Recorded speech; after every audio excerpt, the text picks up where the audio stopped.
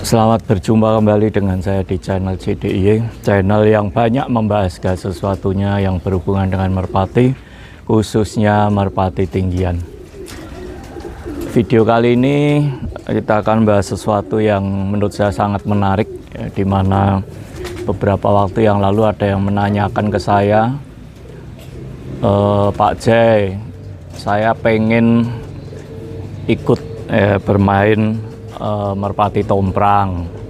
Kira-kira apa aja yang perlu saya persiapkan selain merpatinya itu sendiri. Nah, kira-kira apa saja yang perlu kita persiapkan? Silahkan simak terus videonya.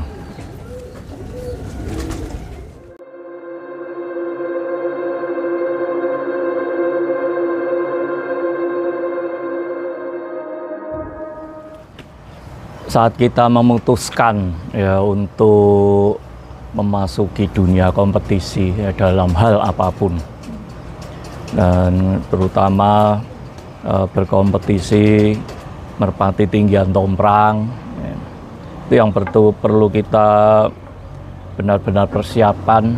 Yang pertama, yang paling penting buat saya adalah mental, ya, mental dari pemilik burung itu sendiri. Ya, jadi pemilik burung harus bermental baja, ya, jangan cengeng. Ya, jadi karena kita melatih merpati itu bukan melatih robot mesin yang digerakkan oleh komputer, ya, tapi kita melatih makhluk hidup yang memiliki nyawa, yang memiliki naluri, ya, yang tentunya kita tidak bisa 100% memahami ya, kemauan atau keinginan merpati yang kita latih itu seperti apa. Ya.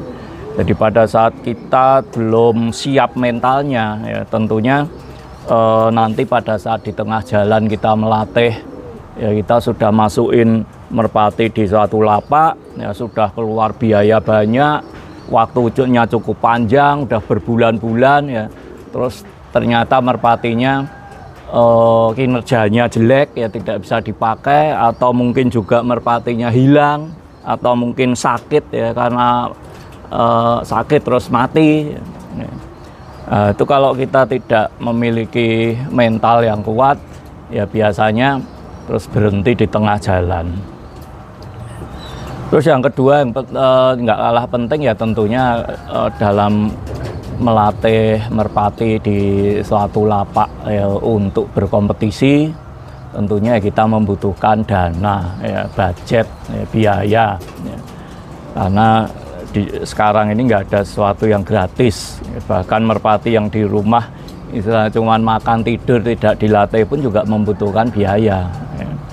Nah, sedangkan kita pada saat melatih merpati di lapak tomprang, ya, kita ambil contoh aja di Karangwatu Muntilan, ya, itu kan per pasang atau per gupon, ya, kita ngitungnya per gupon, per tong, itu kan rata-rata 150.000 per bulan, ya. Sedangkan kita kalau merpati itu lancar, ya, tidak ada kendala kesehatan, kendala giringan, ya, itu rata-rata, dan jika merpati itu memang cerdas, ya, mudah dilatih, itu biasanya kalau dari nol, ya, bahan jodoh, ya, itu bisa membutuhkan waktu 6-9 bulan, ya, itu baru merpati itu bisa dibilang siap untuk dicoba berkompetisi, ya. Ini saya bilang siap untuk dicoba, ya, berkompetisi, bukan merpati yang sudah benar-benar stabil kerjanya, ya.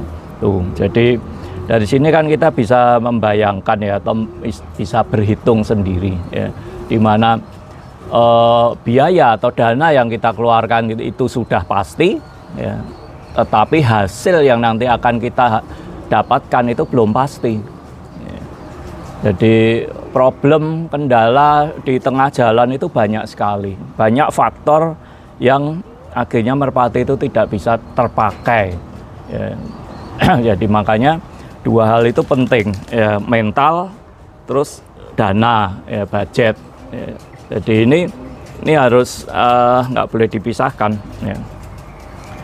Nah, faktor-faktor apa aja merpati sudah cukup lama di lapak ternyata akhirnya mubazir tidak bisa dipakai itu banyak ya. Bisa dari memang kinerja merpatinya itu memang jelek ya.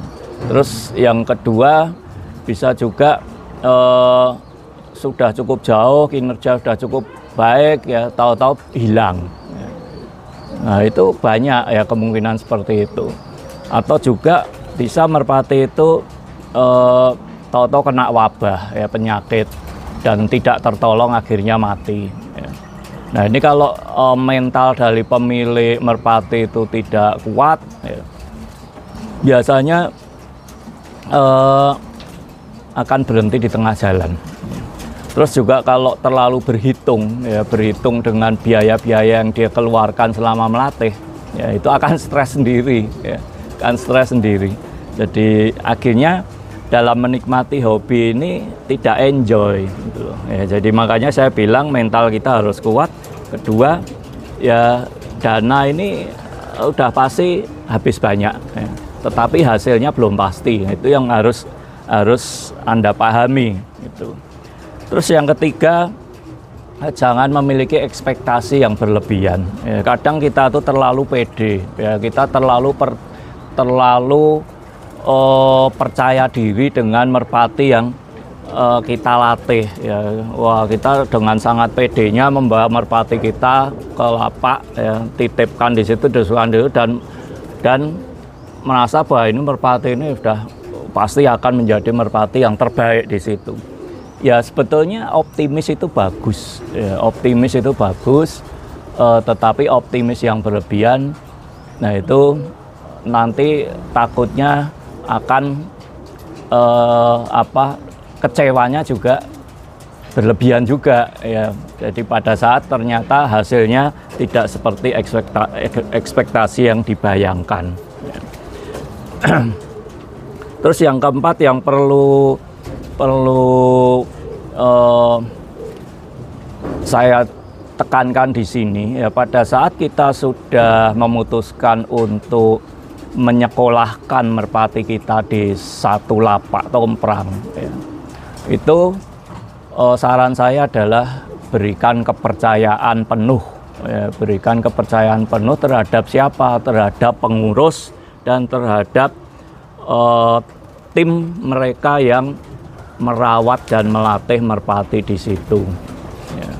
Anda mau ngasih percayaan 100% atau 70% atau 50% itu tidak akan merubah bagaimana merpati Anda nanti akan menjadi baik atau jelek ya pada saat dilatih.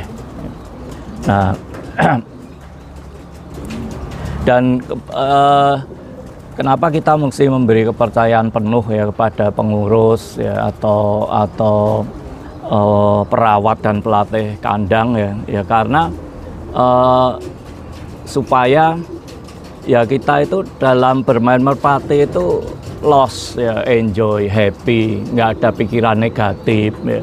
Karena saya yakin mereka-mereka yang memiliki pikiran negatif ya, terus sujon ya, menganggap wah pengurus itu pilih kasih ya, atau perawat atau pelatih di kandang itu hanya memperhatikan burung-burung tertentu ya. Pada saat Anda sudah memiliki pikiran seperti itu, saran saya segera ambil merpatinya, segera ambil ya, dilatih sendiri aja di rumah atau mungkin dipindah ke lapak lain atau kandang lain ya. Jadi kalau kebetulan saya sebagai salah satu pengurus di Panggung Mataram ya, warna kuning, saya selalu menekankan kepada pengurus yang lain dan juga kepada tim perawat dan pelatih kandang di kandang kuning Panggung Mataram untuk benar-benar profesional ya. Jadi kita tidak ada sama sekali istilahnya harus ini yang diutamakan, ini yang menjadi yang dianaktirikan, itu sama sekali tidak. Bahkan saya pribadi malah sangat-sangat senang ya, sangat-sangat senang apabila ada burung-burung member, ya burung-burung member itu yang bisa tampil, bisa berprestasi, itu wah saya lega, ya lega sekali. Dan faktanya di Panggung Kuning Mataram ya seperti itu, ya. Bahkan beberapa burung yang sudah ikut berkompetisi, sering diadu, ya, itu bahkan pemiliknya pun sekalipun belum pernah memegang burung itu, ya, belum pernah berkunjung ke panggung karena pemiliknya berada di luar kota.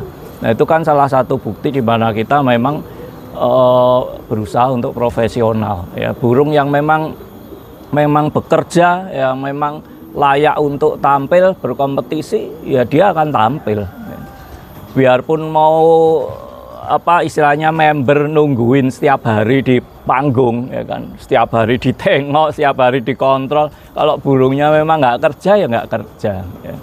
Jadi itu tadi yang keempat, beri kepercayaan penuh, ya, kepada pengurus dan juga kepada perawat dan pelatih kandang.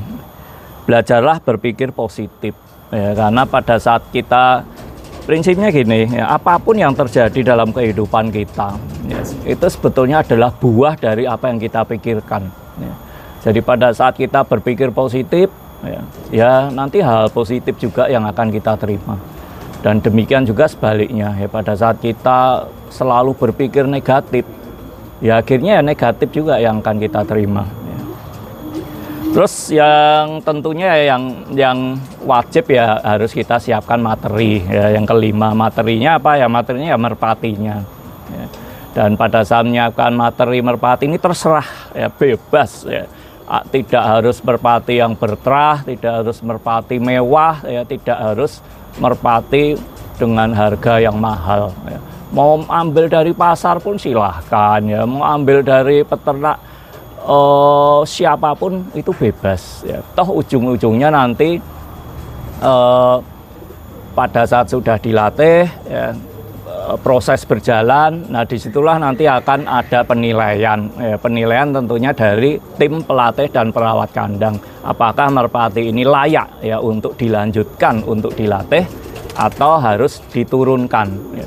Jadi kita nggak peduli, ya, walaupun istilahnya pemilik merpati itu membayar terus SPP setiap bulan secara penuh rutin, ya. Tetapi kalau merpati itu kita nilai tidak mampu, ya kita akan informasikan, ya kita akan informasikan tolong merpati itu bisa segera diganti, ya, dengan materi yang lain, ya.